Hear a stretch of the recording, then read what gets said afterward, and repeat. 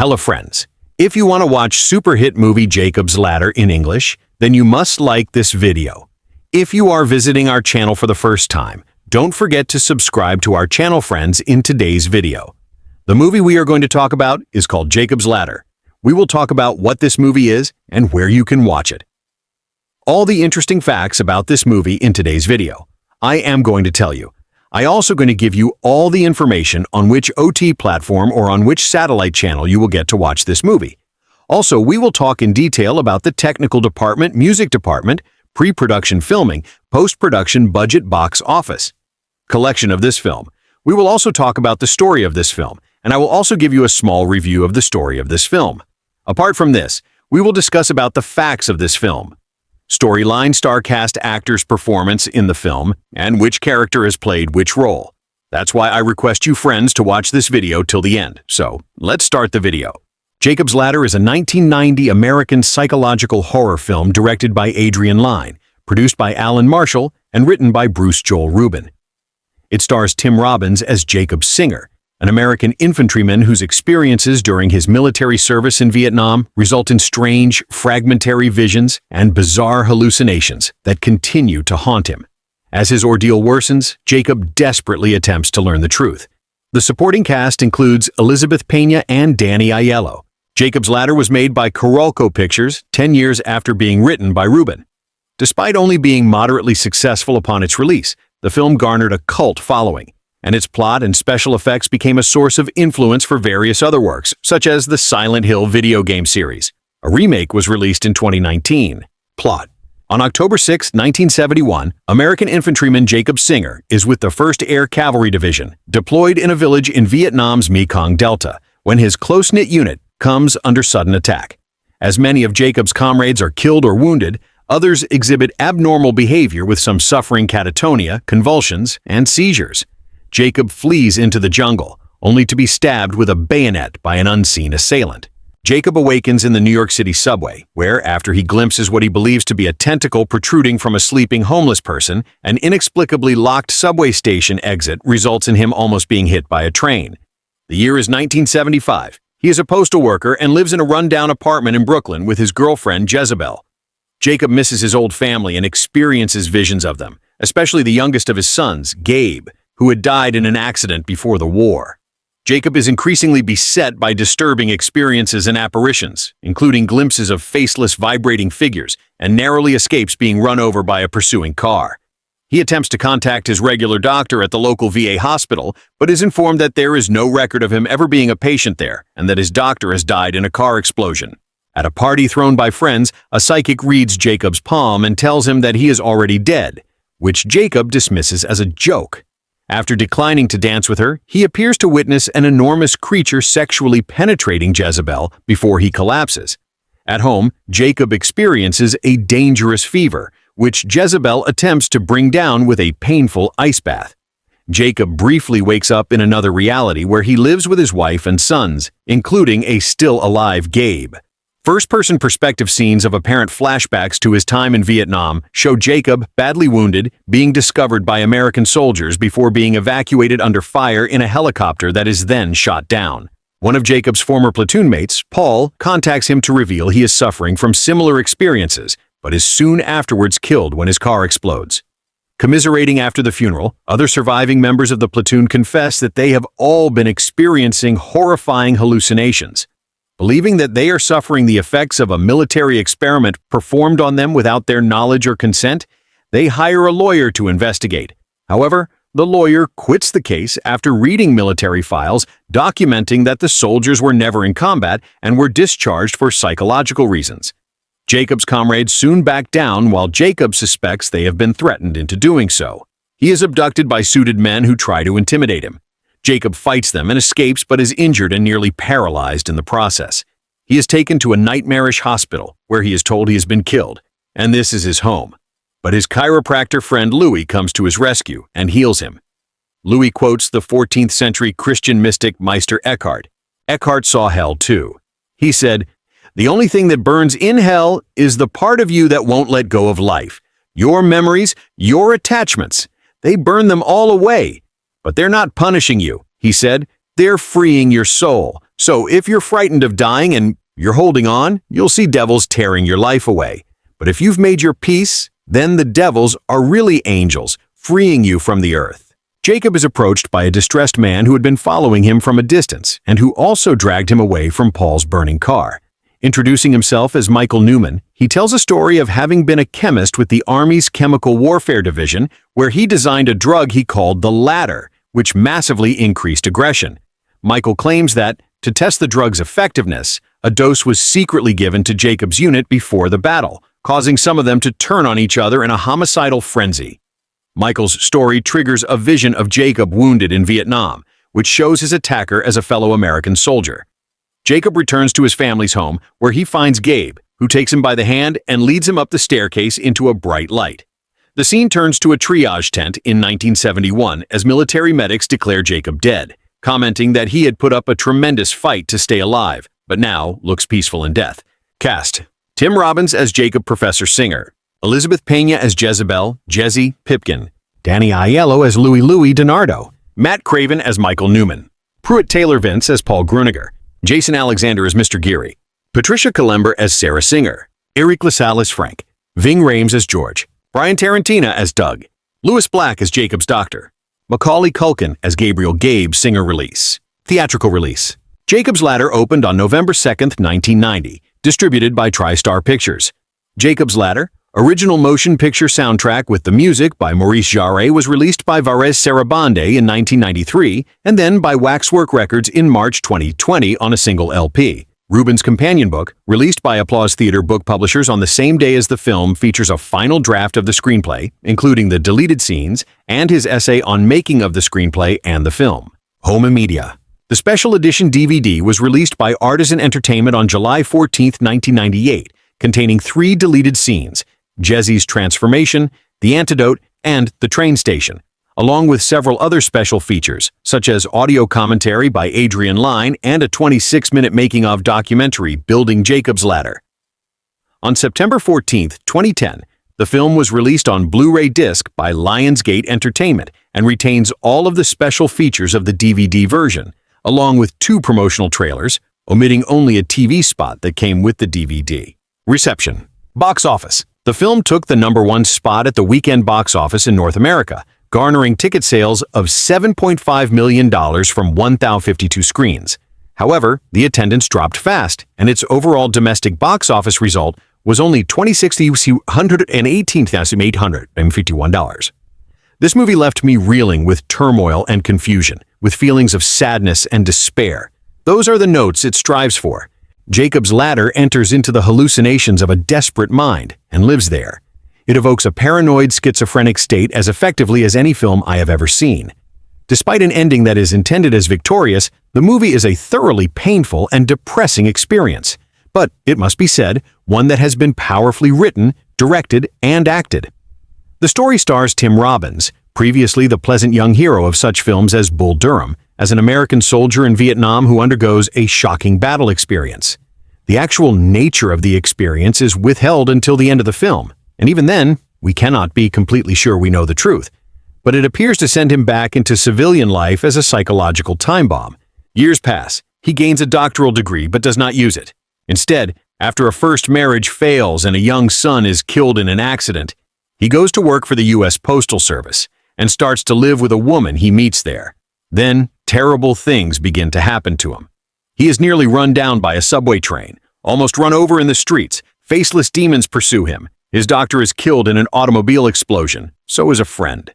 He begins to suspect that he and his Vietnam friends were victims of some kind of misbegotten army experiment. That day of their bloody battlefield experience, they all grew dizzy and their heads began to spin. And then he cannot remember what happened next. He was wounded, yes, and airlifted to a hospital. And what then? Flashbacks throughout the film follow his emergency treatment. But what is the secret of what happened? He gathers a group of fellow veterans, and they talk to a lawyer about representing them, but then the veterans and the lawyer back out. I ordinarily am more than a little impatient with movies that deal with hallucinations, with dream states and delusions, because I feel artificially manipulated. The filmmakers are jerking my chain, and often it's a lazy substitute for the bother of constructing an intelligent screenplay. Jacob's Ladder is so well made, however, that I didn't feel impatient this time, because I didn't have the opportunity. The movie lives right on the raw edge of insanity and carries us along with it. Coming out of the film, riding down in the elevator with some fellow critics, I got involved in a conversation about the underlying reality of the film. Was it all a flashback or a flash forward? What was real and what was only in the hero's mind? Are even the apparently real sequences the product of his imagination? More than this, I should not say, because the film should have the opportunity to toy with you as it toyed with us. Making a chart of the real and the imagined is not the point of Jacob's Ladder anyway. This movie is the portrait of a mental state, as Orson Welles' The Trial and Ken Russell's Altered States were. The screenplay is by Bruce Joel Rubin, who also wrote the completely different Ghost. And I've read an essay by him in which he talks about his original ideas for the film and the way they were translated into visuals by the director, Adrian Lyne. Judging by the essay, Lyne has done a good job of determining what could be translated and what could be safely left behind. Rubin's original material, with its visions of demons and heaven and hell, has been replaced by the more frightening notion that paradise and the inferno are all about us here on Earth, and that we participate in one or the other almost by choice. The key performances in the film are by Robbins and Elizabeth Pena, who plays the woman he lives with.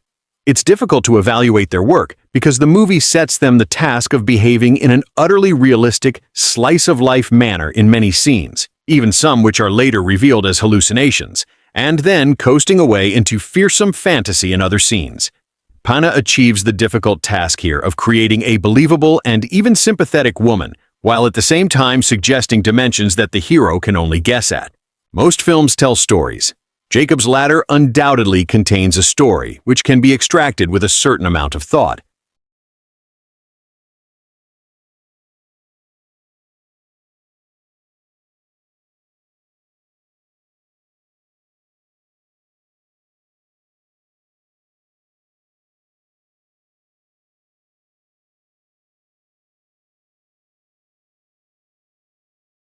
A lesser film would have ended with some dumb denouement in a courtroom or some shootout with government security guys. This is a film about no less than life and death, and Jacob seems to stand at the midpoint of a ladder that reaches in two directions, up to heaven, like the ladder that God put down for the biblical Jacob in Genesis, or down to hell, in drug-induced hallucinations. This movie was not a pleasant experience, but it was exhilarating in the sense that I was able to observe filmmakers working at the edge of their abilities and inspirations. Not every movie has to be fun.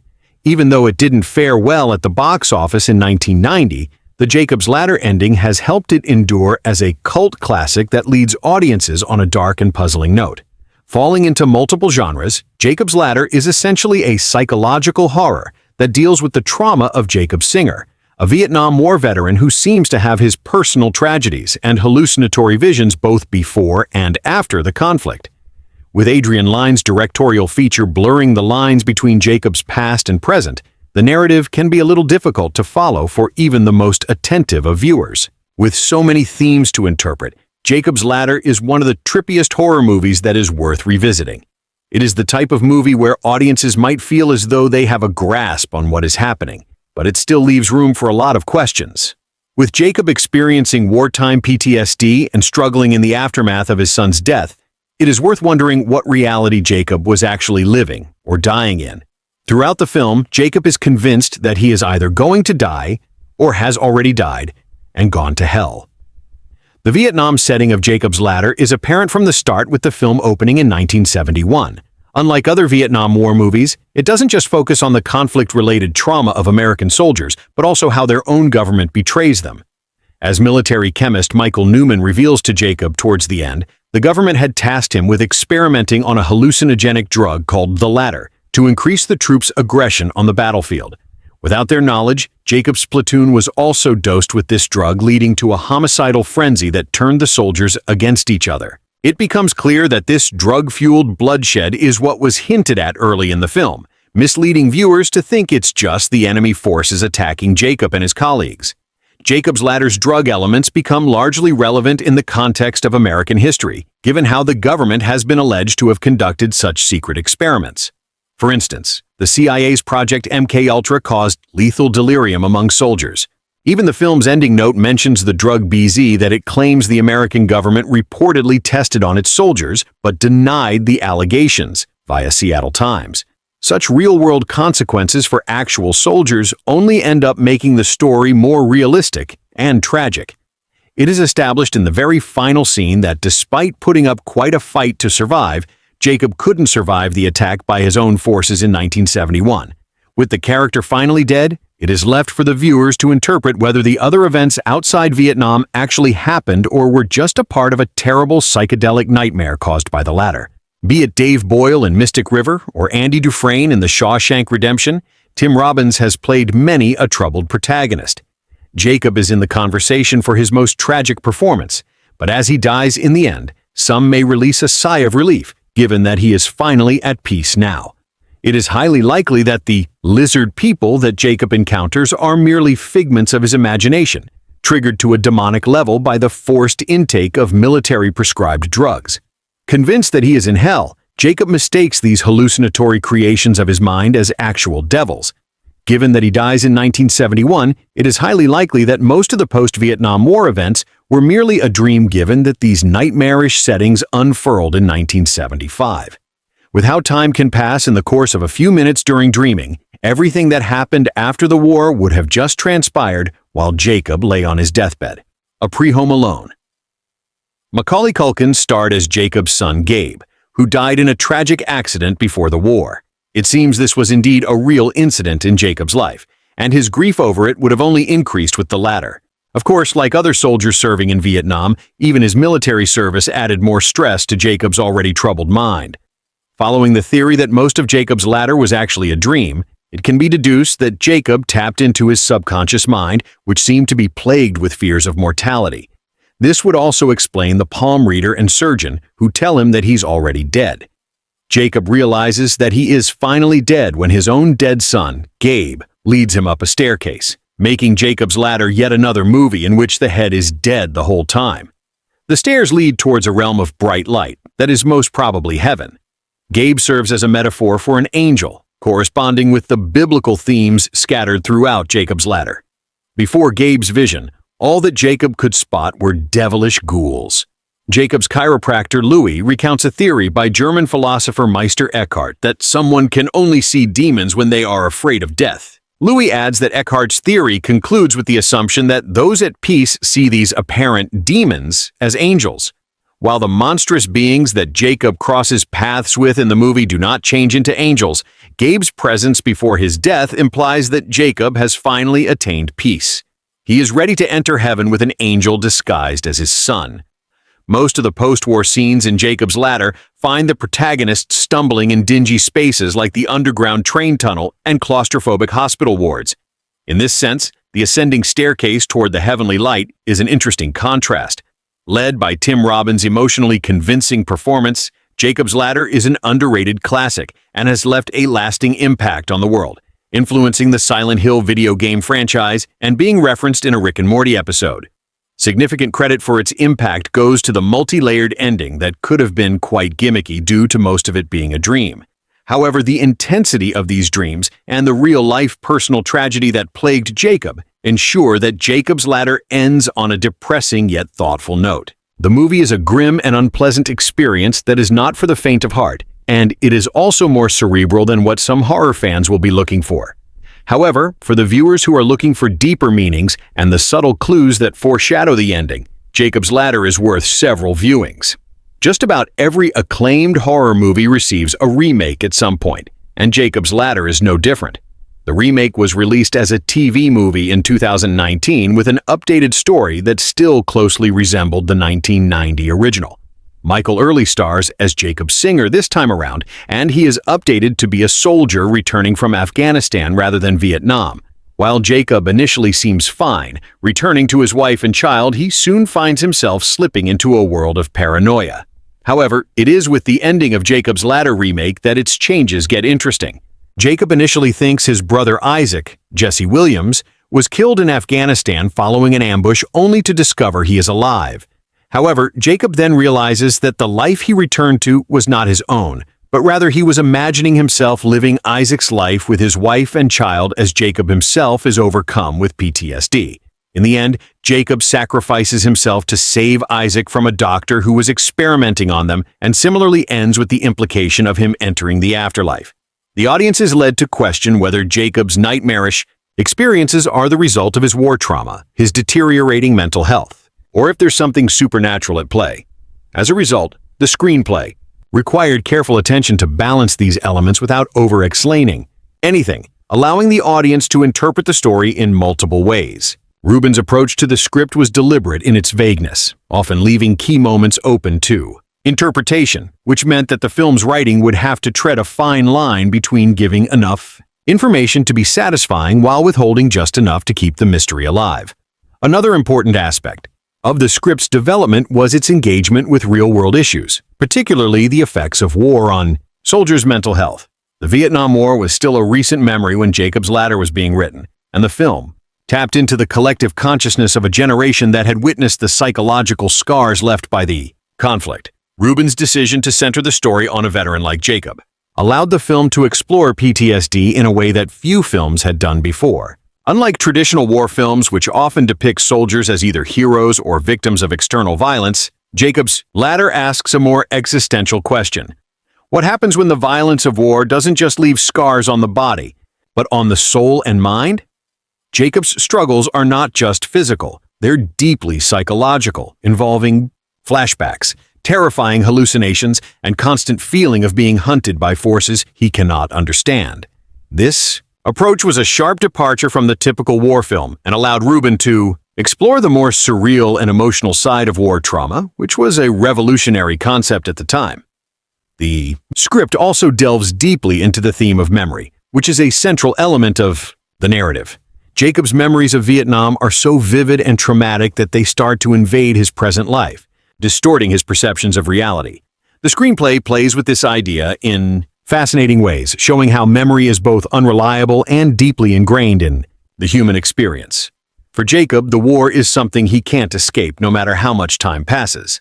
The film's constant shifting between past and present mirrors this struggle as Jacob's memories keep intruding on his daily life, and he's forced to confront them in disturbing and surreal ways. Rubin's exploration of memory is also reflected in the film's visuals, particularly in the disorienting sequences that shift rapidly from one scene to the next. This creates a constant feeling of confusion for both the character and the audience, emphasizing the idea that memory is a fragmentary, unreliable thing often shaped by emotional trauma. However, while the film is deeply psychological, it also carries elements of supernatural horror. Rubin was inspired by the idea of hell and purgatory, and the script explores these themes through Jacob's disturbing visions and encounters. The film doesn't explicitly state whether these supernatural events are real or products of Jacob's psyche, leaving that question up to the audience. This ambiguity adds an additional layer of horror to the story, as Jacob, already struggling with the horrors of his past, must also contend with the possibility of something far more sinister waiting for him. Rubin's decision to leave the supernatural aspects vague was key to creating the film's unsettling atmosphere, as it forced viewers to question not just what was happening to Jacob, but also the nature of reality itself. Once the script was completed, it was time to bring this complex narrative to life. Director Adrian Lyne was brought on to helm the project, and his vision as a filmmaker played a critical role in shaping the final product. Lyne was known for his ability to create tension and suspense, having directed films like Fatal Attraction in 9 weeks, which dealt with complex emotional dynamics. With Jacob's Ladder, Lyne was tasked with bringing to the screen a story that was not only psychologically challenging, but also visually disorienting. Lyne's experience with building tension through slow burn character development and his talent for using lighting, camera angles, and atmosphere made him the ideal choice for this project. He worked closely with Rubin to ensure that the script's surreal elements would come across as both disconcerting and meaningful, blending the psychological with the supernatural in a way that felt seamless. One of the major challenges Lyne faced was balancing the film's psychological aspects with the horror elements. The film doesn't rely on traditional horror conventions like jump scares or gore. Instead, it plays on a creeping sense of unease and paranoia. To achieve this, Lyne relied heavily on visual techniques to reflect Jacob's fractured mind. The cinematography led by the talented Peter Bizu used erratic camera movements and disorienting shots to make the viewer feel as though they too were trapped inside Jacob's disturbed consciousness. The use of lighting, particularly in the film's nightmarish sequences, also helped to create a sense of claustrophobia and dread. This sense of being trapped inside one's mind mirrors the emotional and psychological weight Jacob carries with him, adding to the overall tension. While Jacob's Ladder was groundbreaking in many ways, the writing process was not without its challenges. The script was reworked multiple times during the development process, particularly with regard to its ending. Rubin himself has mentioned that the ending was one of the more difficult parts of the film to finalize, as the filmmakers wanted to provide a sense of closure while still leaving room for interpretation. The decision to leave the film open-ended was a deliberate one, reflecting the ambiguity that permeates the rest of the narrative.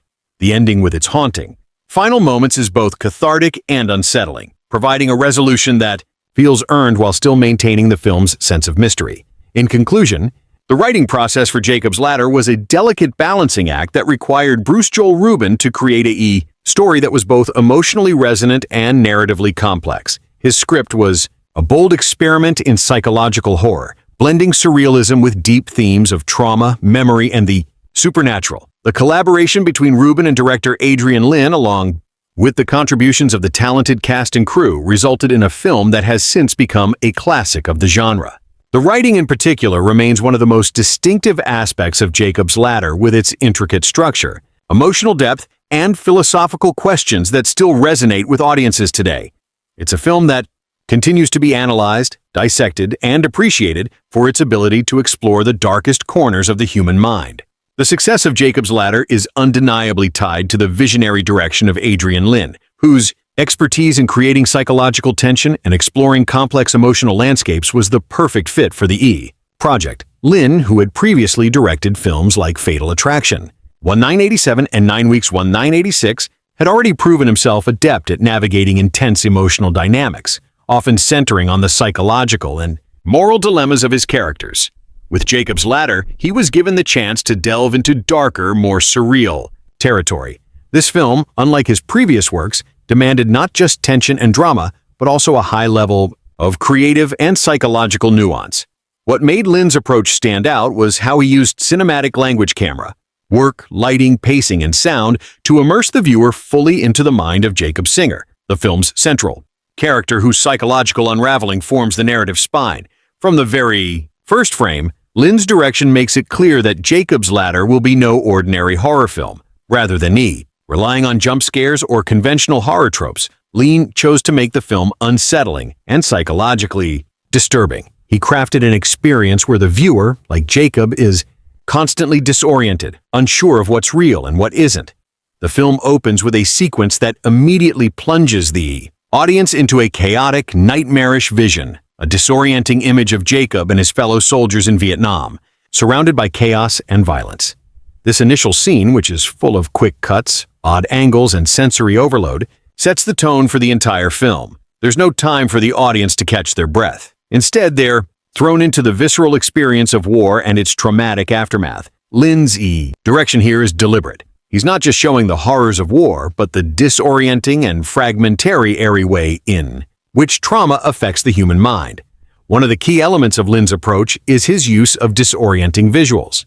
Throughout Jacob's Ladder, the film constantly shifts between different realities, timelines, and perceptions of reality.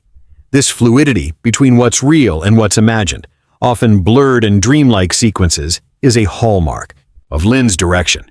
The way he uses visual tricks to reflect Jacob's fragmented consciousness is nothing short of brilliant. For example, in the film's most haunting sequences where Jacob experiences his nightmarish hallucinations, the camera often lingers on disturbing otherworldly figures, grotesque, contorted beings with twisted features. These creatures, often eerily lit and framed in extreme close-ups, are deeply unsettling, not because of their grotesqueness, but because of their ambiguity. Are these truly supernatural entities, or are they merely the products of Jacob's shattered mind? The camera work here is essential in maintaining that tension, often focusing on the character's eyes or close-ups that reflect a disassociation from reality. These shots heighten the sense that Jacob is losing control, not just of his physical surroundings, but of his very sense of self. The film also makes a masterful use of pacing. Lin builds an atmosphere of increasing tension through careful control of the film's rhythm. There's a deliberate slowness in how the narrative unfolds, particularly when Jacob is navigating the psychological trauma from the war and his fractured memories. This slow build allows for a deeper sense of dread to accumulate, especially in moments when Jacob's paranoia reaches its peak. Lin doesn't rush these sequences, but instead lets them breathe, creating a sense of unease that intensifies as Jacob's world becomes more disorienting. This pacing is crucial for the film's impact because it mirrors the psychological unraveling of the protagonist. In the world of EA's Jacob's Ladder, nothing happens quickly, and that's what makes it so profoundly unsettling. Lin's direction also makes extensive use of lighting and shadows to reflect the inner turmoil of Jacob's character. In many of the film's most intense scenes, there's an interplay between light and darkness that goes beyond mere atmosphere. In certain sequences, the lighting is harsh and unforgiving, casting long, looming shadows that suggest something dangerous lurking just outside a frame.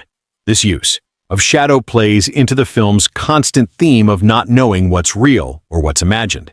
The sense that something is always just out of sight, hidden in the shadows, mirrors Jacob's experience as he tries to navigate through his life and memories. His emotional and psychological state is represented visually in this way, his fear, confusion, and trauma lurking in the periphery, just as the truth remains elusive to him. The horror in Jacob's Ladder doesn't come from a single monstrous figure or villain. Instead, the true horror is psychological, created by the breakdown of the mind itself. And Lin captures this through the use of space and the character's relationship to it. There's an inherent claustrophobia in the way the scenes are framed. The apartment that Jacob inhabits feels cramped and oppressive. The streets he walks down are often shown as dark and foreboding. Even in open spaces, there's a sense that Jacob can never truly escape.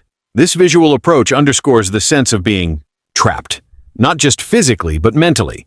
Jacob's world is one of confinement, a world where his past, his trauma, and his hallucinations follow him wherever he goes. The film's editing, too, is a significant component of Lin's creative vision. The fragmented, often disjointed structure of the film is reflected in its editing. Style, jump cuts, quick transitions, and jarring shifts in perspective all contribute to the disorienting feeling that permeates the film. In one of the most iconic sequences, Jacob is in a hospital where the scene rapidly jumps between visions of his own body and that of his comrades, reflecting the internal chaos he's experiencing. The editing, much like the direction, is designed to keep the viewer in a state of confusion, unsure of what's happening, much like Jacob himself. It's an editing style that reinforces the psychological nature of the film and ensures that the audience is never fully comfortable.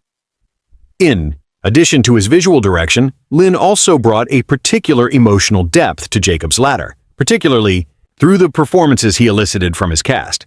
While Tim Robbins' portrayal of Jacob Singer is a cornerstone of the film's emotional impact, it's clear that Lin's direction played a pivotal role in guiding Robbins through this complex and layered character. Jacob is a character in constant flux, fighting his own memories, navigating his trauma, and grappling with his descent into madness. Line through. His careful direction allows Robbins to explore this complexity without ever overplaying it. There are moments in the film where Robbins' quiet despair speaks volumes, and it's clear that Lin knew when to allow his actor to simply exist in the moment, allowing the audience to feel the weight of his internal suffering. Robbins' ability to embody Jacob's descent from someone trying to make sense of his reality to someone who is lost in it is masterfully executed with Lin's subtle guidance. Another hallmark of Lin's direction is his ability to blend emotional weight with supernatural horror in a way that feels organic rather than forced. Music. The film's supernatural elements, such as the mysterious figures Jacob encounters, are not just added for shock value, but are integral to Jacob's mental and emotional journey.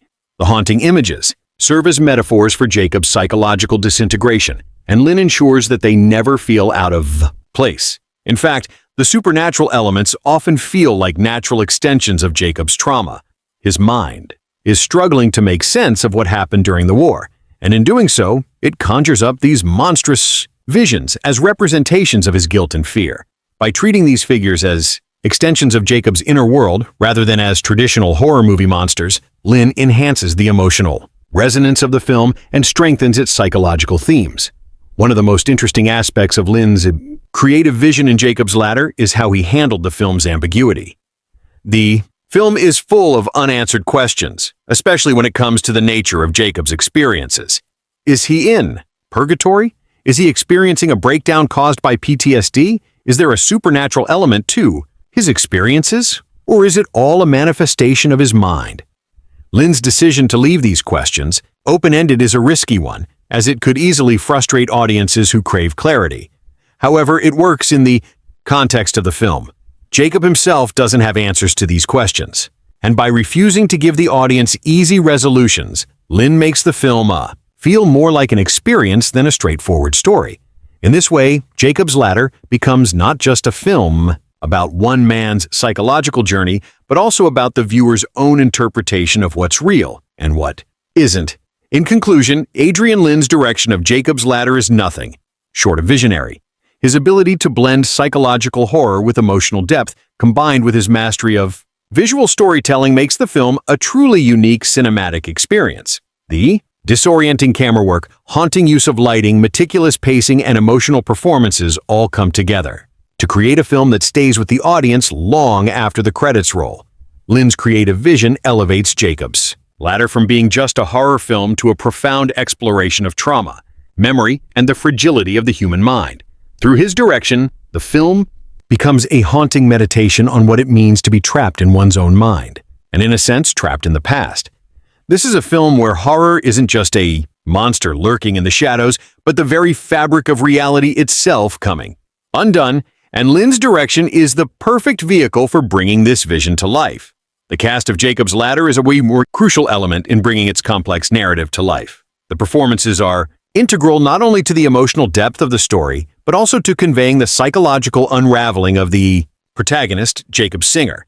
The film's casting choices, led by Tim Robbins in the role of Jacob, were essential to the film's success, as they brought authenticity and a grounded emotional core to a story that is both surreal and psychologically intense. The strength of the film lies in its ability to merge an extraordinarily talented ensemble cast with director Adrian Lynn's unflinching exploration of human trauma, mental health, and the lingering effects of war. This melding of raw performances with the film's complex themes creates a truly immersive cinematic experience. At the heart of the film is Tim Robbins, whose portrayal of Jacob Singer is nothing short of masterful. Robbins, known for his versatility, brings an emotional depth to the character that makes him relatable and heartbreaking.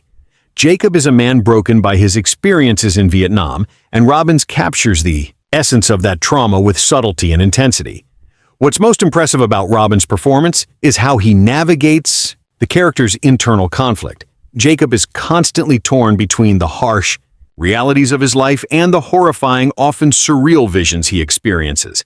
Robbins never lets the audience forget that Jacob is grappling with the remnants of a war he can never truly escape. Even as his mental state deteriorates, there's a quiet, almost imperceptible agony in Robbins' portrayal, which makes the character's descent into madness all the more poignant. He never overplays Jacob's trauma, instead letting it seep into his performance through small gestures, a haunted look, and a weariness that speaks volumes without the need for exposition. One of the most remarkable aspects of Robbins' performance is how he balances the more disorienting elements of Jacob's experiences with his grounded humanity. Jacob is a man caught between two worlds, the real world, where he tries to live a normal life, and the nightmarish hallucinations and memories that continuously invade his consciousness. Robbins never lets Jacob become a mere vessel for these visions. Instead, he turns Jacob into a fully realized character whose emotional arc is just as important as the narrative itself. In one scene, Jacob is in a hospital overwhelmed by strange and horrifying images. Robbins conveys his character's confusion and vulnerability in such a way that it's almost impossible not to feel for him. The way Robbins conveys the sense that Jacob is losing himself, his grip on reality, his sense of self, and even his grasp on time is both heartbreaking and terrifying. This emotional depth is what makes Jacob's Ladder resonate on such a profound level. It's not just about the horror of the supernatural elements, but about the real psychological horror that comes from the trauma of war. But Robbins is not alone in making the film a compelling experience. The supporting cast also delivers standout performances. that enhance the depth of the story. Danny Aiello, who plays Lewis, Jacob's friend and former therapist, brings an interesting layer of complexity to his character. Lewis is someone who clearly cares about Jacob, but like many others, in the film, he's unable to fully understand the depth of Jacob's trauma. Aiello's portrayal of Louis is subtle, yet impactful. He plays the character with a warmth and concern that's undeniable, but there's always an undercurrent of frustration as Louis tries and fails to help Jacob make sense of his terrifying experiences. Aiello's ability to balance empathy with helplessness is key to the emotional dynamics of the film. In a particularly poignant moment, Louis has a heart-to-heart with Jacob where he gently urges him to move forward, to face his past. Aiello's delivery of this dialogue is so emotionally resonant that it serves as a reminder that even well-meaning friends often find themselves powerless in the face of deep psychological pain. Another standout performance comes from the legendary Elizabeth P.A., who plays the role of Jezebel, Jacob's lover. P.A.'s portrayal of Jezebel is both tender and mysterious. She represents one of the few constants in Jacob's life, a loving presence that seems to offer him some form of solace, even if it's fleeting. Pia's ability to convey the sense of compassion and love in a world that seems to be crumbling around her makes her an essential emotional anchor in the film. However, the character of Jezebel is far from straightforward. Throughout the film, there's an undercurrent of mystery surrounding her, and Pa walks this fine line between affection and something darker with grace. Her character is one of the few that Jacob interacts with without the looming presence of his trauma, which makes their interactions feel even more precious, even though there's always a sense of dread hanging in the air. P.A.'s performance adds an element of emotional complexity as her character's own role. In Jacob's psychological journey becomes a focal point in the latter half of the film. There's also the character of Paul, played by the talented Jason Alexander, who portrays a fellow Vietnam War veteran who briefly becomes part of Jacob's unraveling world. Although Paul's role is minor, Alexander makes the most of his screen time. Paul's interactions with Jacob provide a stark contrast to the more abstract horror elements of the film. He represents a kind of reality that Jacob is desperately trying to hold on to, a reality where he isn't haunted by his past. Alexander plays Paul with a sense of sadness and weariness, which further underscores the emotional weight of the film. As Jacob interacts with Paul, we're reminded that Jacob's story is not unique. Other veterans carry their own burdens, and yet they all seem to be struggling in their own ways. Alexander's performance, though brief, reinforces the theme of collective trauma that runs throughout the film. While Robbins is unquestionably the heart of Jacob's ladder, the film's strength lies in how the supporting cast builds upon his performance, giving depth and richness to the emotional and thematic elements of the story. Each actor brings a different layer of complexity to their character. Whether it's the caring but helpless Louise Aiello, the enigmatic Gable P.A., or the weary Paul Alexander, the relationships between Jacob and these characters are not just plot devices, but emotional touchstones that provide moments of humanity in the midst of the psychological chaos. What stands out the most about the cast performances is their ability to convey the internal struggles of their characters in a film. That is as much about the mind as it is about the physical world. While the supernatural elements of the film, the disturbing visions, the nightmarish creatures, and the ambiguous realities certainly add to its horror, it's the deeply human performances that ground the story. These performances make the psychological horror feel personal, as though it's not just Jacob who's being haunted, but all of the characters around him too. The horror of the film isn't just the unseen creatures lurking in Jacob's world, but the way trauma infects relationships and lives. What's particularly notable is that the performances never overreach. Jacob's Ladder is a film that requires its actors to play their roles with restraint. Overacting or heavy-handed emotional displays would have ruined the film's delicate balance of tension, grief, and dread. The actors understand the material so well that they allow the story's darkness to speak for itself, knowing that less is often more when it comes to creating a truly unsettling atmosphere. There's an authenticity to every performance that draws the viewer in, making the terror and confusion that Jacob feels not just believable, but profoundly human. The casting choices in Jacob's Ladder elevate the film from a mere horror thriller to something more substantial, an emotional and psychological journey that resonates with the audience long after the film ends. Tim Robbins' portrayal of Jacob Singer is without a doubt one of the most memorable performances in his career, and it's complimented perfectly by the talented supporting cast who helped to ground the surreal elements in emotional truth. The performances in Jacob's Ladder are not just well executed, but are essential to the film's lasting impact, proving that horror can be just as powerful when it's grounded in raw human emotion. In Jacob's Ladder, the central character of Jacob Singer, portrayed with heartbreaking intensity by Tim Robbins, serves as the emotional and psychological core of the film. Jacob is a man whose journey, both literal and metaphorical, forms the backbone of the narrative, driving the audience through a maze of disorienting visions, traumatic memories, and a slowly unraveling sense of reality. At its heart, Jacob's Ladder is not just a horror film or a psychological thriller. It's a profound exploration of the human psyche, particularly in the aftermath of war. Jacob's character is not just a casualty of physical combat, but also of the psychological and emotional warfare that war leaves in its wake.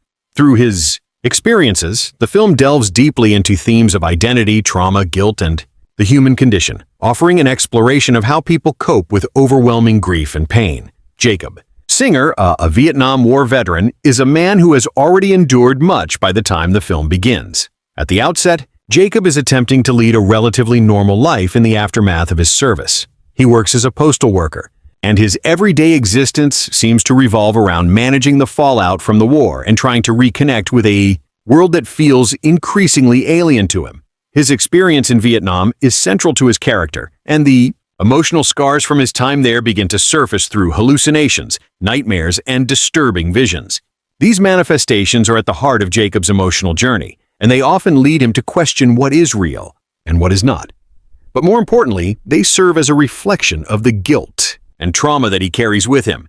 Guilt over the death of his comrades, the death of his beloved son, and his inability to fully reconcile his past with his present. It is through these visions and his emotional turmoil that the film explores Jacob's deep, lingering sense of loss and isolation. At its core, Jacob's arc is one of a man, desperately trying to understand his own identity in the wake of trauma. The film often blurs the lines between reality and the supernatural, and this mirrors Jacob's internal conflict. His memories of the war and the people he lost in it are fragmented, and the horror he experiences is less about the external supernatural forces than it is about his mind's ability to process the guilt, fear, and grief that have plagued him since his return. The audience, much like Jacob, is forced to navigate this distorted reality, never fully certain whether the grotesque figures and unsettling images he sees are truly supernatural or simply manifestations of his fractured psyche. One of the most striking elements of Jacob's character is his vulnerability. Unlike many protagonists in thrillers or horror films, Jacob is not our hardened or stoic figure. He is deeply emotional, frail in his psychological state, and at times utterly lost. His vulnerability makes him a sympathetic character, and it's through this emotional openness that the audience is able to connect with his struggles. Unlike the typical action hero or anti-hero, Jacob's strength lies not in his ability to fight or outwit his enemies, but in his capacity to endure. His physical and mental breakdowns, his nightmares, and his increasing confusion about what is real reflect the torment of someone who has been irrevocably changed by war. This portrayal of vulnerability invites the audience to empathize with Jacob as we watch him grapple with his deteriorating mental state, his memories, and his desires to understand what is happening to him. As the film progresses, Jacob's journey becomes more symbolic, representing the broader theme of dealing with unresolved trauma. His emotional arc is not just about uncovering the truth of his experiences, but also about confronting the darker parts of himself, his guilt, his fear, and his unresolved grief. The loss of his son, a pivotal event in Jacob's life, serves as a central focus of his internal conflict. His hallucinations often center around images of his son as well as his experiences in Vietnam, blurring the lines between past and the present. Through these moments, the film explores the idea of how trauma and guilt can distort one's perception of time and reality. For Jacob, his past is never really past. It is an ever-present force, constantly intruding into his consciousness and complicating his relationships with those around him. What makes Jacob such a compelling protagonist is the way his emotional and psychological transformation unfolds over the course of the film. He is a man caught in a spiral where his attempts to move forward are constantly thwarted by his inability to reconcile with his past. This constant tension between the past and present is reflected in the structure of the film itself. The narrative constantly shifts, between moments of apparent clarity and surreal, nightmarish sequences, creating a sense of disorientation for both Jacob and the audience. In these moments, Jacob's emotional journey is not just about discovering the truth of his circumstances, but also about accepting the painful reality of what has happened to him. The film invites us to question what it means to heal, to move on, and to face the darkness within. As Jacob's experiences become increasingly surreal, his emotional arc also deepens. One of the most crucial elements of his transformation is his eventual confrontation with his own mortality. This is perhaps most evident in the film's climactic moments when Jacob's understanding of what is real and what is imagined reaches a breaking point. The ambiguity of his experiences, especially when it comes to his interactions with supernatural beings or the afterlife, forces Jacob to face the possibility that he may be trapped in a cycle of trauma and guilt that he cannot escape. This confrontation with the unknown, whether it's death, the afterlife, or just the disintegration of his mind, becomes a key turning point in Jacob's emotional journey. It's here that the film moves beyond its horror elements and transitions into a meditation on existential questions, particularly those related to suffering, redemption, and the search for meaning in the aftermath of trauma. Jacob's interactions with other characters also serve as a reflection of his emotional state. His relationships with people, like his friend Louis Danny Aiello and his lover Jezebel Elizabeth Pia, highlight different aspects of his internal struggle. While Louis represents an attempt at normalcy and therapy trying to help Jacob navigate his grief and trauma, Jezebel represents the possibility of love and connection. However, both of these relationships are fraught with difficulty as Jacob's emotional and psychological struggles prevent him from fully engaging with them. His interactions with Jezebel in particular are colored by a sense of foreboding as their moments together often feel fleeting, almost dreamlike, reinforcing the idea that Jacob is disconnected from reality in more ways than one. At times, Jacob seems to be searching for answers from these people, but the more he learns about them and himself, the more disillusioned he becomes. His emotional journey is a spiral as he realizes that no external force or person can give him the answers he desperately seeks. Ultimately, Jacob's story is about coming to terms with the fact that some questions do not have easy answers and some wounds cannot be healed. The grief and trauma he carries are not things that can simply be fixed or resolved. Rather, they must be acknowledged and confronted. This realization is a pivotal part of Jacob's emotional growth as it represents an acceptance of the complexities of life, death, and the human condition. Symbolically, Jacob's journey reflects a broader narrative about the human struggle to make sense of suffering and loss. He is a character who, through his experiences, represents all individuals who have been affected by trauma, whether that trauma is the result of war, personal loss, or other life-altering events. His emotional arc, then, is not just about his individual recovery, but also about the universal human desire to find meaning in suffering. As the film progresses, Jacob's internal world becomes more and more fragmented, mirroring the disintegration of his understanding of reality. But ultimately, it is in this fragmentation that Jacob's emotional arc finds its resolution. His journey may not end with clear answers, but it ends with a deeper understanding of who he is and what he has lost. And in this, there is a form of emotional resolution. In the end, Jacob Singer is a character, defined by his emotional complexity and his struggle to find peace. His journey is a haunting reflection of the way trauma, guilt, and grief can shape a person's identity.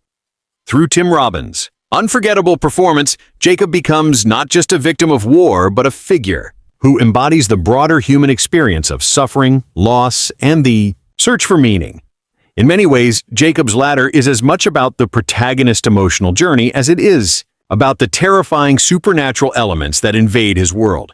Through Jacob, the film becomes a meditation on the fragility of the human psyche and the enduring quest for redemption and peace, even in the face of unspeakable trauma. In Jacob's Ladder, the idea of an antagonist is far more layered than your typical good guy, bad guy dynamic. This film doesn't rely on a single villain or obvious evil force. Instead, it explores antagonism as something deeply psychological, symbolic, and sometimes even abstract. What Jacob Singer faces isn't a monster, in the usual sense. There's no defined enemy with a name, a motive, or a face. The true antagonists are the inner demons, the residual trauma from war, the haunting of personal loss, and the unknown forces that blur the boundaries between life and death. This approach to antagonism is part of what makes the film so disturbing and emotionally resonant. It refuses to simplify what plagues Jacob, instead presenting a world where fear, grief, guilt, and confusion all become enemies in their own right. These intangible forces are just as terrifying as any visible monster because they nod the character's sense of reality. Still, if we had to look at something resembling a traditional antagonist, it would be the distorted, demonical-like beings that stalk Jacob throughout the film. These figures, often deformed, faceless, twitching, or writhing grotesquely, seem to follow him at key moments, especially when he's close to uncovering something about his past. But even these figures aren't simple evil entities. In fact, their true nature is left intentionally ambiguous. Are they real? Are they hallucinations? Are they spiritual beings or projections of his dying brain trying to make sense of his final moments? This ambiguity is essential to how the film presents antagonism, not as a person or creature, but as part of Jacob's struggle with reality and what lies beyond it. One of the most unsettling things about these figures is how they never fully attack him. They appear, they loom, they follow, but they rarely harm. It's more like they're watching, guiding, or even waiting. And when Lewis, Jacob's chiropractor and a rare source of comfort in his life, suggests that the demons may actually be angels trying to help him let go, it throws everything into question. Maybe the very things Jacob sees as threats are trying to free him. This idea shifts the understanding of antagonism in the film. The real enemy might be Jacob's own resistance to the truth, his refusal to confront what happened to him in Vietnam, the chemicals possibly used on him, the guilt over the death of his young son, Gabe, or even his refusal to accept that he may already be dead. And this entire journey is the sole process of letting go. In this way, the antagonist is not an external force, but an internal barrier. It's the denial, the repression, the clinging to a life that's already gone. That's a level of storytelling that requires the audience to look inward as much as outward, to not just ask what's haunting Jacob, but what is he afraid to face? Then there's the role of the utilitarian and government conspiracies which loom in the background like a shadow. At one point, Jacob suspects that he and his fellow soldiers were used as test subjects for a mind-altering chemical called the ladder. The idea is that this drug was designed to turn soldiers into more effective killing machines by tapping into primal aggression. Whether or not this is literally true in the film's reality is up for debate, but it adds another layer to the idea of antagonism, one that's institutional. The systems that were supposed to protect Jacob ended up destroying him. This conspiracy element is not dwelled on in detail, but it lurks in the corners of the film, feeding Jacob's paranoia and giving his hallucinations a possible source. And if you think about it, that possibility makes the horror even worse. Because if the demons are real, at least there's a clear enemy. But if it was the system, the very structure he fought for, that betrayed him, that's a more terrifying idea. Because it suggests there's no one to blame, no one to fight back against, no resolution. As for supporting characters, each one plays a specific and meaningful role in reflecting parts of Jacob's life and psyche. Elizabeth Piaz's character Jezebel is probably the most present figure in Jacob's real world. She's his lover and roommate, and for much of the movie, she seems to offer him comfort and connection. But over time, she begins to feel more like a symbol than a real person. Her presence is sensual, emotional, and dreamlike. She reacts strongly to Jacob's moments of trauma, sometimes with frustration, sometimes with concern, but never in a way that feels fully grounded. There's a strange vagueness to her. She doesn't exist outside of Jacob's point of view, and that starts to make you question if she's even real. Is she a coping mechanism, a fantasy his mind has created, or someone he latched onto to fill the void left by his late wife and deceased son? Jezebel's name itself feels like a clue biblically. Jezebel was a symbol of temptation and false gods. Maybe this Jezebel is the manifestation of Jacob's desire to escape the past through pleasure and detachment rather than facing it. Then there's Lewis, played by Danny Yellow, who serves as the emotional counterweight to Jezebel. Where Jezebel is sensual, impulsive, Lewis is steady and spiritual. He's Jacob's chiropractor, and his scenes almost feel like religious rituals. Every time Jacob visits him, there's a sense of healing, not just physical, but emotional and even existential. Lewis touches Jacob's back and neck, aligns his spine, and speaks in ways that sound suspiciously like a priest guiding someone toward the light. One of the film's most memorable quotes comes from Lewis when he says, "If you're frightened of dying and holding on, you'll see devils tearing your life away. But if you've made your peace, then the devils are really angels freeing you from the earth." This moment redefines not just the creatures Jacob has been seeing, but also the entire story. It reframes the antagonists as misunderstood guides, turning the horror into a spiritual journey. Lewis then becomes a kind of spiritual mentor, helping Jacob and the audience see the truth. The struggle isn't with demons, it's with letting go of life. Jacob's ex-wife Sarah also plays a key supporting role, though she appears only briefly. Her scenes offer a glimpse into Jacob's former life before the trauma fully took over. Through her and their deceased son, Gabe, we see the part of Jacob that he lost. The contrast between the warmth of those memories and the cold paranoia of his current life helps deepen the emotional impact of the film. Gabe, played by a very young Macaulay Culkin, who remains uncredited, represents innocence and peace. He doesn't have lines or lengthy scenes, but his presence is incredibly powerful. Gabe isn't just Jacob's lost son. He's the emotional anchor of the film. Every time we see him, it feels like a reminder of everything Jacob wishes he could return to. In the film's final moments, Gabe leads Jacob up a staircase, perhaps symbolically guiding him to the afterlife or helping him finally move on. In that scene, Gab's role becomes clear. He's not a supporting character. He's the emotional conclusion to Jacob's journey. Other supporting characters, like the fellow soldiers from Vietnam, appear mostly in flashbacks or hallucinations, but they add to the sense of collective suffering. They represent the shared trauma of war, the kind that lingers long after the fighting ends. Each of them reacts differently to the horrors they faced, but all of them are marked by it. When Jacob tries to contact them looking for answers about what really happened during the war, their responses vary. Some are afraid, some are dismissive, and some are already too far gone. This lack of resolution, the inability to get a straight answer or find closure from his comrades, adds to Jacob's isolation and fuels his sense of being trapped in an unsolvable puzzle. Even background characters contribute meaningfully to Jacob's deteriorating mental state. Doctors, strangers, taxi drivers all feel just a little bit off, as though they're part of a reality that's fraying at the edges. In one terrifying sequence in a hospital, the doctors' faces are obscured or missing altogether. They perform cruel, impersonal procedures on Jacob, ignoring his pain. It feels more like a descent into hell than any real medical facility. Are these doctors the antagonists? Maybe.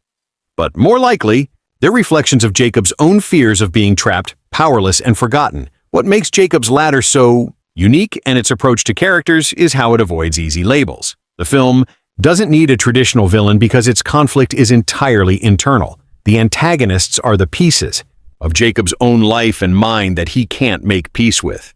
The supporting characters aren't just there to push the plot forward. They're reflections of Jacob himself, aspects of his grief, fear, and hope.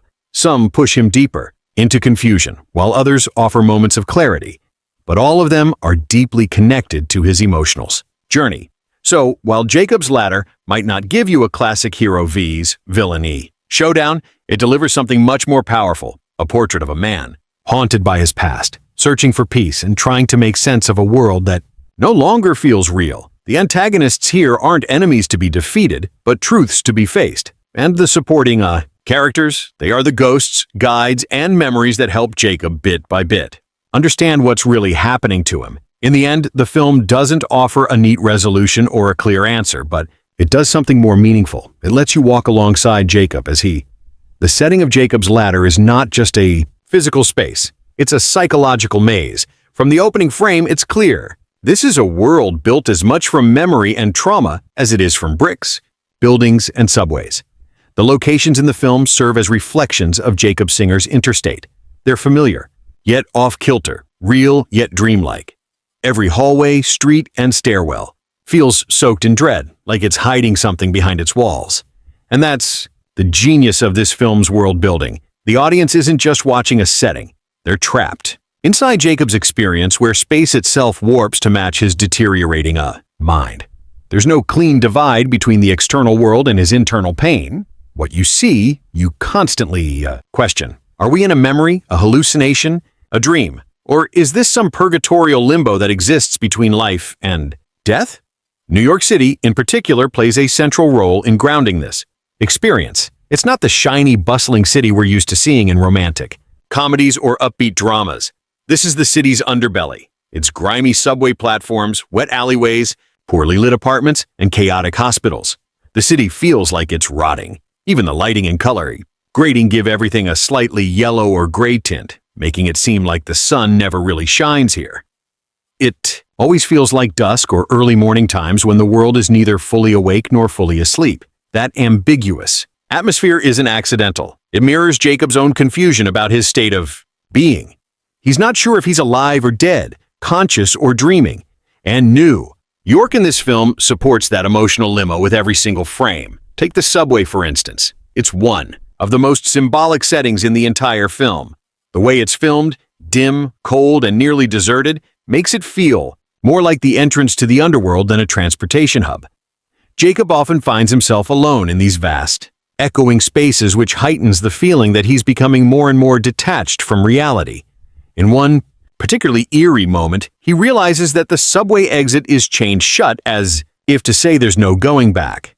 It's a small but incredibly powerful visual metaphor. The world is closing in on him. There are no exits, no way out, just a downward spiral into confusion and fear. The train itself, with its flickering lights and endless tunnels, becomes a metaphor for Jacob's journey, always moving, never sure of the destination, and haunted by the feeling that something is just behind you in the dark.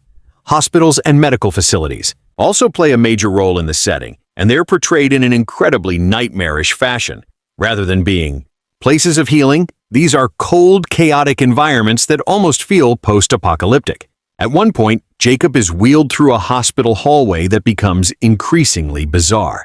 Lights flicker, blood drips from the walls, patients moan or lie mutilated, and doctors wear expressionless faces or none at all. It's horrifying, but more importantly, it's symbolic. Hospitals in most films represent clarity where diagnosis, healing, and answers happen. But in Jacob's Ladder, hospitals are places where answers go to die. They offer no help, no explanations, just confusion, pain, and more questions. This inversion of a traditionally safe setting is part of what makes the world feel so disturbing. And then there's Jacob's apartment, which on the surface appears to be a place of rest, a safe haven from the chaos outside. But even this space doesn't remain untouched by the unsettling atmosphere. The apartment is cramped, dimly lit, and filled with odd, unexplainable occurrences. In one scene, Jacob's feverish state turns his bedroom into a waking nightmare. The walls close. Jezebel morphs into a demonic creature, and the line between sleep and reality completely disintegrates again. The setting is not static. It shifts with Jacob's mental state. What was once his home becomes just another layer of the nightmare. Even outdoors, there's no escape. City streets are cluttered, loud, and almost always wet from rain, reflecting light in strange ways that make shadows seem to move. The camera work and lighting intentionally give every street corner a claustrophobic, eerie feeling, as if the city is alive and watching. Cars seem to rush at Jacob. Faces and crowds turn menacing or unfamiliar, and background noise, whether it's sirens, dogs barking, or distorted whispers, adds to the sense that Jacob is always on edge, always being hunted by something unseen. One brilliant element of the world building is how often the setting contradicts itself. For example, Jacob attends a party with Jezebel that at first feels like a break from all the paranoia. It's filled with music, dancing life, but even here, horror finds its way in. He suddenly sees demonic figures amidst the crowd, writhing bodies, twisted expressions. What should be a joyful, energetic environment becomes a surreal nightmare. That's the trick the film plays constantly. No setting is ever truly safe. Peace is always interrupted. Joy is always fake, and that continuous tension builds a world where even moments of calm are laced with dread. Let's not forget the use of stairways and elevators, repeated visual motifs that carry deep symbolic meaning. The title of the film, Jacob's Ladder, is itself a biblical reference referring to a dream Jacob had in the Bible of a ladder reaching into heaven with angels ascending and descending. In the film, staircases appear constantly, sometimes literally as paths Jacob climbs, and sometimes more symbolically as moments where he seems to be moving toward or away from an emotional or spiritual truth. These ladders and stairs represent transition between life and death, peace and torment, acceptance and denial. In the final scenes, Jacob's son leads him up a staircase bathed in warm light. It's simple, quiet, and beautiful. After all the chaotic, disturbing environments, this serene moment stands out. It feels like the film's only truly peaceful place, a symbolic ascent from suffering toward acceptance. The settings also serve as psychological signposts. Jacob's memories of his past life, his time with his ex-wife Sarah, and his son Gabe are portrayed in warmer, softer lighting. These scenes feel nostalgic, like faded photographs. The houses are brighter, the rooms more open, and sounds less jarring. It's the only part of the film where the world feels halfway normal. But even these settings are tinged with sadness, because we know they're gone. These spaces exist only in Jacob's mind or soul, and the more he remembers them, the more pain he feels. It's like a cruel trick. The only peaceful places are the ones he can't return to. What's especially haunting about the film's world building is how it refuses to let the viewer settle. Just when you think you found your footing, something shifts. A familiar place becomes a nightmare. A comforting presence becomes threatening. That constant sense of unease isn't just for mood. It's deeply tied to the story's exploration of PTSD trauma and the disconnection between mind and body. Jacob's world is falling apart because Jacob is falling apart. It's not just that he's paranoid or confused.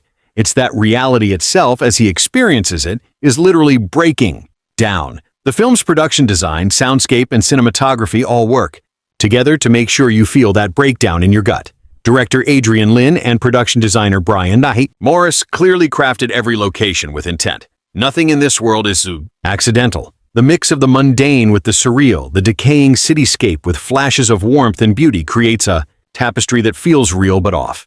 It's a world that seems familiar but behaves like a dream, or more accurately, like a nightmare. This duality gives the film its unforgettable atmosphere and ensures that the audience is always unsettled. So when we talk about setting in Jacob's Ladder, we're really talking about the emotional and psychological map of a man's final moments. It's a world shaped by fear, regret, memory, and longing.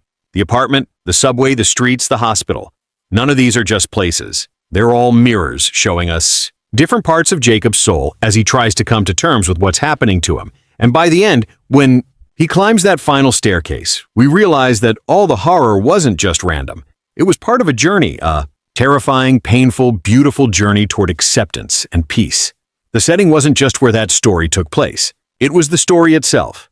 From the very first frame of Jacob's Ladder, the movie pulls you into something deeply unsettling, not with a big explosion or a high-speed chase, but with something quieter or something crawling just under the surface. The opening of the film is set in Vietnam in 1971, and it starts like any typical war movie. Soldiers gathered around, joking, smoking, just trying to survive.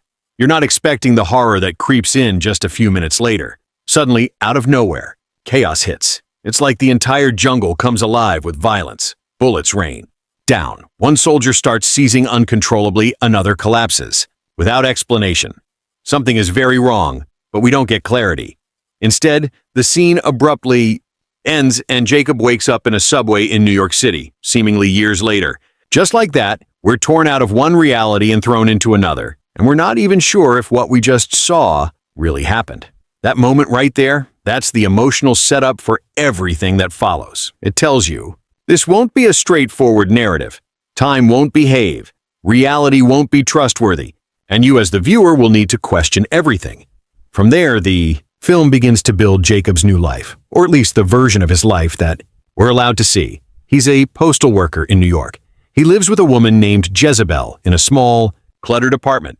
He's got back pain. He rides the subway. He's just another guy trying to get by. But almost immediately, the cracks start to show.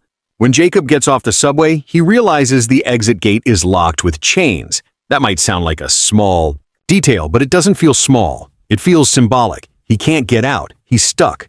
And sees a homeless man sleeping on the platform. Nothing odd there until Jacob notices something slithering under the man's coat. A tail. He stares in disbelief. You do too, but there's no explanation, no confrontation. The moment passes and Jacob just moves on. That's how Jacob's Ladder operates during its first act. It constantly balances normal life with brief, terrifying glimpses of something else, something Jacob can't fully grasp. These aren't jump scares or flashy horror scenes. They're slow, creeping moments of unease. For instance, when Jacob visits his chiropractor Lewis, played with such warmth by Danny Aiello, everything feels grounded. Lewis is kind, comforting, spiritual. He literally straightens Jacob's spine and metaphorically straightens his soul.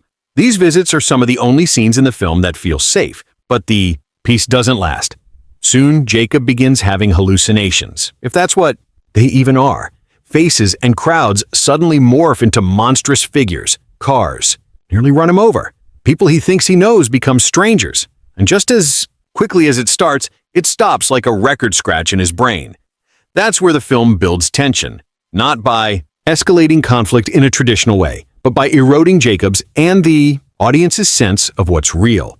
What's important to understand about the setup of Jacob's Ladder is that it's entirely built on disorientation.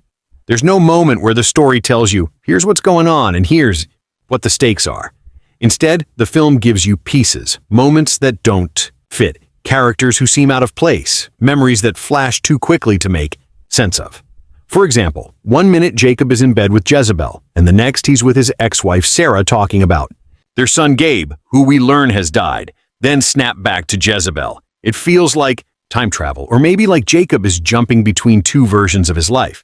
But which one is real? Are either of them? That question becomes more and more central as the story unfolds. And that's the genius of the first act. It doesn't spoon-feed answers. It trusts the audience to feel confused and afraid, just like Jacob does.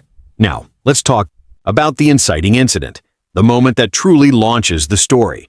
For most films, this is a clear turning point. Murder, a discovery, an explosion. In Jacob's Ladder, the inciting incident is more psychological. It's the realization that Jacob is being hunted not by people, but by something bigger. It really kicks in when he's nearly run over by a car full of faceless passengers. Their eyes are blank. Their heads twitch unnaturally. It's terrifying, but it's also not random. From that point on, Jacob starts actively trying to figure out what's going on.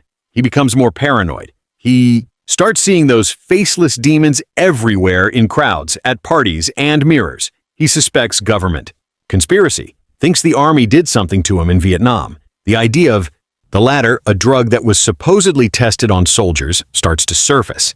Whether that's the truth or just another hallucination doesn't really matter yet. What matters is that Jacob begins asking questions, and that's what defines the inciting incident. The moment he stops trying to live normally and starts trying to understand what's happening to him, this shift isn't just in the plot, it's in Jacob's behavior. At first, he's passive. He's just reacting to the strange things around him. But after that near-death encounter with the faceless car and the increasingly surreal experiences, he becomes active. He starts visiting old army buddies, trying to reconnect with people who were there in Vietnam. He tries to piece together memories that don't make sense. But instead of getting answers, he finds more confusion. His friends are either afraid to talk or outright disappear. One of them even ends up dead under suspicious circumstances. The deeper Jacob digs, the more dangerous things become. But, and this is key, nothing ever gets confirmed. Was his friend killed because of what they knew? Or was that just another piece of Jacob's deteriorating mind? The storytelling method in Act 1 also leans heavily on repetition. We see Jacob in pain. We see him in bed, in the bath, on the subway, again and again. But each time there's a small shift, an object that wasn't there before, a sound that doesn't belong, a look from a stranger that's too intense to be random. These details stack up. You start to feel like you're living inside a bad dream, one that keeps resetting but never changes enough to feel fresh. That's intentional. It mirrors the emotional cycle of someone dealing with trauma and grief, revisiting the same moments, stuck in a loop, unable to move forward. The use of flashbacks also becomes more frequent. We see more of Jacob's time in Vietnam. We see more of his life with Sarah and Gabe. These scenes are softer, warmer, often tinged with a golden light. They feel almost too perfect, like idealized memories or imagined happiness. Compared to the grimy, gray present-day scenes, they feel like another world entirely. But even these moments don't stay pure. Sometimes Jacob's son disappears mid-conversation. Sometimes Sarah's voice starts to echo. Strangely, it's like his memories are breaking down, infected by whatever is haunting him. Another brilliant technique used in the first act is how other characters react or don't react to what Jacob sees. When he has a vision, No one else sees it. When he mentions strange events, people either dismiss him or act confused. It's incredibly isolating. The film never gives Jacob an ally who fully believes him. Not Jezebel, not the doctors, not his friends, not even Lewis, who provides comfort but not clarity. This isolation makes every setting, every encounter, feel more dangerous. Jacob can't trust anyone, and neither can we. And finally, the first act ends not with a bang, but with a mood, a feeling that something is deeply, permanently wrong. The story doesn't follow the usual rise in tension. Instead, it deepens a sense of helplessness. Jacob isn't chasing a villain. He's trying to hold on to reality, and it's slipping through his fingers. That's the setup, and it's incredibly effective. By the end of Act 1, you may not know what the story is fully about yet, but you know what Jacob is feeling. Confusion, fear, guilt, grief. The film locks you into that emotional state. And once it doesn't let go. In short, Act 1 of Jacob's Ladder doesn't follow the usual rules. It builds tension not through action, but through unease. It introduces its world not with exposition, but with questions. And it launches the story not with a single event, but with a slow descent into madness. It's brave, it's weird, and it works because the emotional core Jacob's suffering feels so real. You don't need to understand what's happening to feel how heavy it all is. And that, more than anything else, is what makes the first act unforgettable. As Jacob's Ladder moves into its second act, things start to unravel. And not just in terms of story, but emotionally, visually, and psychologically. It doesn't feel like a straight line from conflict to climax. Instead, it's like we're watching someone's mind crack open piece by piece. The second act is where the film doubles down on its chaos, pushing Jacob deeper into his trauma, his hallucinations, and his desperation to find out what's real. But the more he searches for answers, the more everything slips away from him. There's a constant feeling of, wait, was that real? Did that just happen? Is this the same timeline? And that confusion isn't lazy writing. It's the whole point. Jacob isn't just uncovering secrets. He's losing touch with himself. One of the first major elements that marks the second act is how Jacob's world becomes more fragmented. People from his past start appearing in places they shouldn't be. He starts seeing demons more frequently and not cartoonish red-skinned monsters. These demons are barely visible. Sometimes, just a flash of a vibrating head, a tail slithering in a shadow, or a human face, warped into something just wrong enough to feel disturbing. This is where director Adrian Lyons starts really leaning into body horror, using quick flashes of twisted figures that linger in your mind long after they disappear from the screen. It's not gore that scares you. It's that fleeting sense that something familiar has been corrupted. Jacob becomes obsessed with finding out what happened to him in Vietnam. That memory, the opening scene where everything suddenly goes wrong, keeps returning, but only in fragments. He doesn't remember the full event, just flashes, screams, a syringe, bodies convulsing. It's like he's haunted not just by what happened, but by the fact that he can't remember it clearly. He tracks down Paul, one of the other soldiers in his unit, and tries to make sense of what they experienced. Paul confesses that he's been seeing strange things to visions, demons, the feeling of being followed. It's one of the first times in the film that Jacob finds someone who shares his fear, someone who validates what he's been experiencing. But that comfort is short-lived. Paul dies in a mysterious car explosion not long after they reconnect. Was it an accident? Cover up, another hallucination. The movie never confirms, and that uncertainty is key. It leaves both Jacob and the audience dangling. This loss of Paul raises the stakes. Jacob realizes that whatever is happening to him might be bigger than just PTSD or a mental breakdown. He starts to believe that something was done to him during the war, that he and his unit were part of a secret government experiment.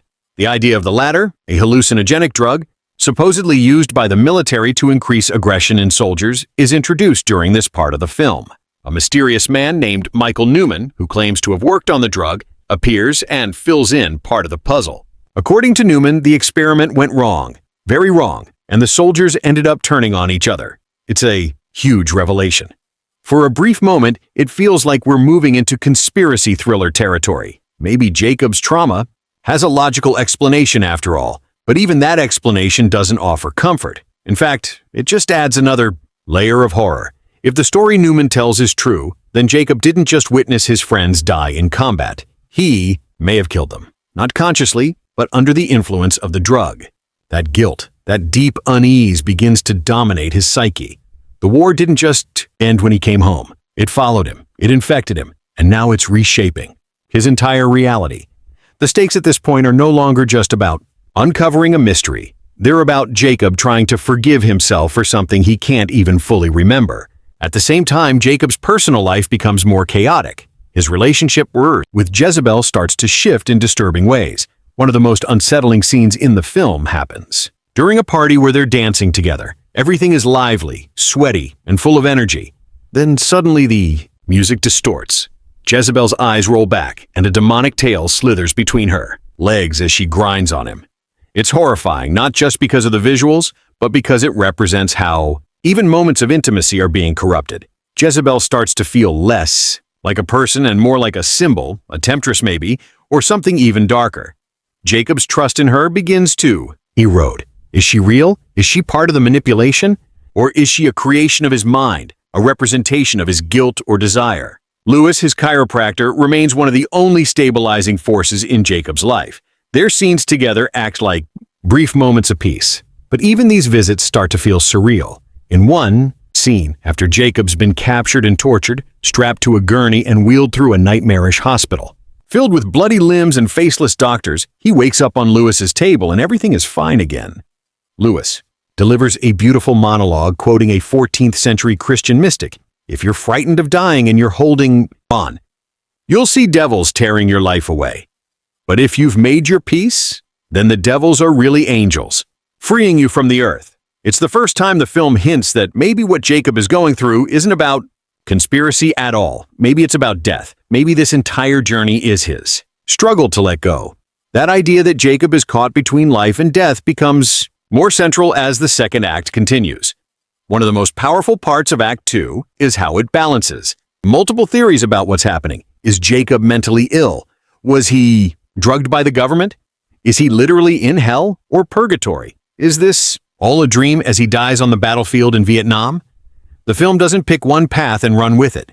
Instead, it lets all those ideas exist at once. You feel just as disoriented as Jacob's does. And that's the magic of it. The confusion isn't a plot hole, it's the experience. And as these layers build, the emotional stakes grow heavier. It's not just about Jacob escaping danger anymore. It's about whether or not he can find peace, whether he can accept what's happened to him, whether he can stop running. The visuals in the second act also get more aggressive. The editing becomes more chaotic. The camera angles more tilted and unsteady. The use of strobe lights, fast cuts, and tight close-ups creates a claustrophobic feeling. There's one scene in particular where Jacob is wheeled into a grotesque hospital basement filled with rust, blood, and screaming bodies that feels like pure nightmare fuel. It's like something out of a David Lynch or Clive Barker movie. This descent into horror isn't random. It mirrors Jacob's emotional descent. The further he digs, the darker it gets. By the end of Act 2, Jacob is no longer just trying to survive. He's starting to realize that survival might not even be the goal. The world around him doesn't make sense, and the few people he could rely on are either gone or turning into monsters. There's a growing sense that he's nearing the truth, but that the truth might not be what he expected. Maybe there is no conspiracy. Maybe this has nothing to do with the government or secret drugs. Maybe Jacob is already dead and everything we've seen is his mind refusing to accept it. That theory starts to take shape, not through exposition, but through emotion. The hallucinations become more intense. The flashbacks to Gabe, his son, become more frequent. It's as if Jacob's mind is peeling away all the distractions and leading him toward the one thing he can't face: loss. And that's where the second act leaves us, not with clear answers, but with rising tension, deeper emotional wounds, and a growing understanding that what Jacob needs isn't truth, it's release.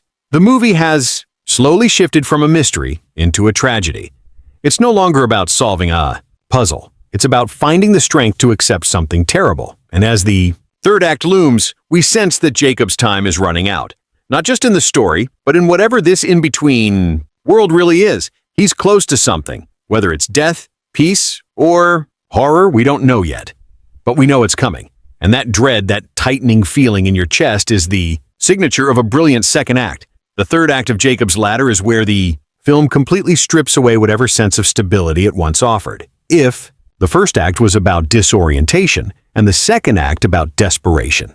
The final act is about surrender, both for Jacob and for us, the viewers. It's the part of the film where everything accelerates toward the emotional and philosophical core that's been hiding underneath all the horror, all the confusion, all the surreal madness. But what makes this climax so powerful isn't just the visuals or the final twist. It's the way the movie reaches into something deeply human. The fear of death, the pain of loss, and the need to let go of everything we're holding on to when we know our time is up. The build-up to the climax starts with Jacob at his most broken. He's lost control of his mind, his body, and his reality. By this point, his hallucinations are what we think our hallucinations are nonstop. His body is shutting down. He's literally falling apart. He ends up in a hospital again, but this time it's not even pretending to be a normal place. This hospital is a grotesque vision of hell. Dirty, decaying walls, screaming, patients, dismembered bodies, and twisted nurses. It's the physical embodiment of his torment. You can't even tell if it's a real place or just another projection of his deteriorating mind. But the way the camera lingers on the horror, the way the editing gets more frantic and the sound design more piercing, it's like the film is trying to trap us there with him. You feel the panic, the claustrophobia. It's overwhelming, and that's exactly the point. Jacob's fear is now total. There's nowhere left to run. But the thing is, this descent isn't random. It mirrors something that was said earlier in the movie. Remember Lewis, the chiropractor? His line about devils and angels tearing you away from life depending on whether you're ready to let go. That wasn't just a poetic moment. That was the thesis of the entire movie. Jacob's journey hasn't been about solving a mystery.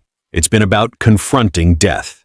That's why this descent into hellish imagery feels so personal. It's not punishment, it's his resistance to dying. Every demon, every distortion, every time he sees his dead son, Gabe, and can't face him, it's all part of his soul fighting against the inevitable.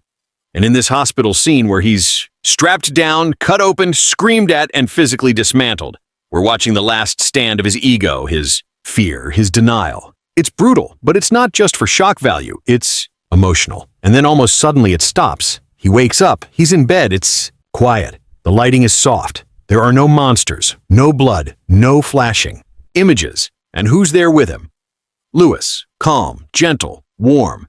This final visit with Lewis feels different, not just because it's calmer, but because it feels like closure. Lewis doesn't give him more theories or advice, he simply helps Jacob stand. It's symbolic. After being broken down completely, Jacob is being helped up again. This moment is Jacob's emotional pivot. He's no longer trying to figure everything out. He's just existing, accepting, and that's the key shift that allows the movie to reach its climax.